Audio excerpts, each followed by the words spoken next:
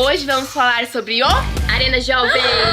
Esse tema é top, hein? O Arena é top. O Arena é tremendo. O Arena é perfeito. Incrível. É o melhor lugar do mundo.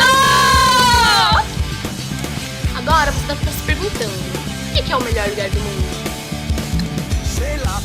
Porque mudou a nossa vida. E por que mudou a nossa vida? Porque Jesus estava lá. Mas eu curto rock, acho que Jesus não ia me aceitar. Teve Arena Rock. Mas eu curto reggae. Mas teve Arena Reggae, na brisa. Baseado na palavra. Mas eu sou uma pessoa mais nervosa, eu curto mais maluca. Então vamos pra Arena Fitness. Mas eu sou meia louca, eu sou meia pirata. Teve a Arena Crazy.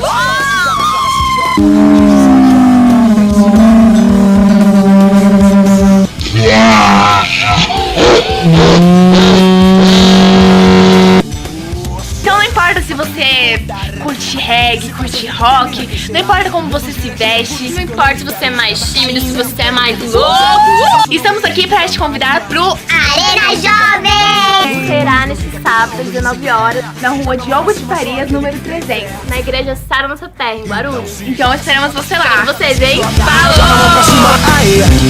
Joga, se joga, se joga, joga, se joga. A gente não joga pra perder.